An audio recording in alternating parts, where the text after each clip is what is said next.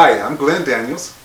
Now let me ask you a question. Have you ever attended a workshop or a seminar where you were just so motivated that by the end of the workshop you just didn't know what to do with yourself, but yet the next morning you got up and said, I didn't learn anything?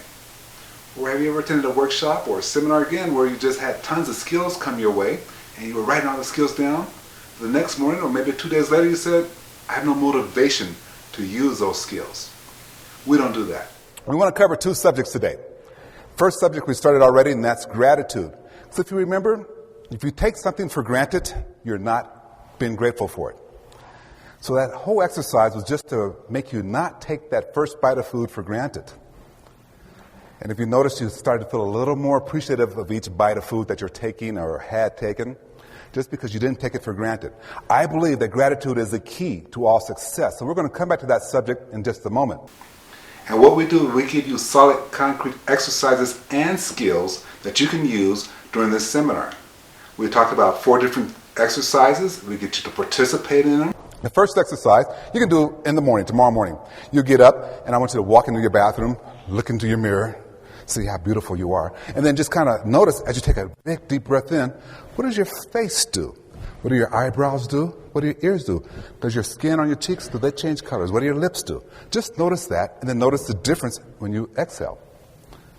Then on your next breath, I want you to take a real soft, laser-like focus onto your left eye. Now, the purpose here is so that you can see in your left eye your own divine spirit. So look real deeply into your left eye to see your own divine spirit. Okay? Your own divine soul, your creator. Look into that left eye. Now, there's a problem with this, though. How many of us out there are left-handed? Okay. This exercise will not work for you. Okay. The reason why it won't work for you is because you're just kind of weird, you're kind of strange, you're just different. No, I'm just kidding. Here's what you're going to do.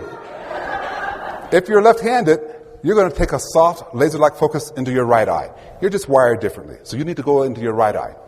And again, no matter which eye you're looking to, the mission is to see your own divine spirit in your eye. And you're going to say the following affirmation. Now, some of you are going to debate this affirmation right away, but no, it's true for you. I always win. Let's practice it together. Everybody? I always win. Okay. Now, let's say it one more time like you really kind of believe it. Okay, here we go. I personally believe that telling stories is the most powerful learning tool that you can possibly have. And then this boy grew up without a mother. And he grew up with a very strict father.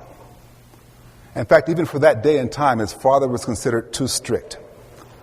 See, if the boy made a mistake, his father wouldn't hesitate to hit him upside his head. Wouldn't hesitate to punish him in a heartbeat. But here's what made it worse.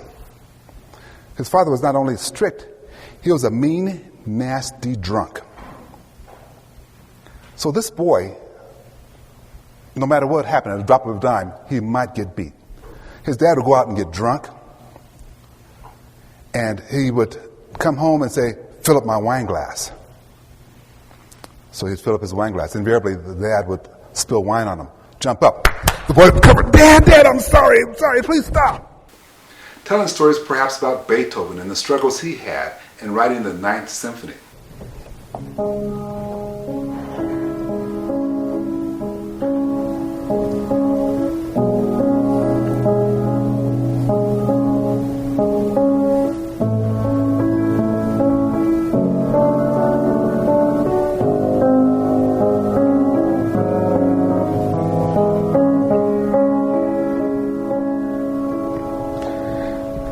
See, the only release the boy had was his music. That was his sanctuary, his place where he could feel safe and loved was in his music. And he was very good at it. He was a genius at his music. As he grew up, more people would come to hear him play the piano or hear him play the violin. As a young man, he got to be so good that people were paying him money to write a violin concerto for him. He had kings and queens and generals paying him money to write symphonies for him. But somewhere along the line, he came to the decision that it's not me doing this. It is my Creator working through me. It is my divine spirit working through me that's helping me create this work of art. And the genius of him, the reason why he became so overly popular is because he kept on focusing on his gratitude for this. He became so well known and so good that even 200 years later, if I sang just 4 notes from one of his symphonies, you would know exactly what symphony it was, what number, and who wrote it.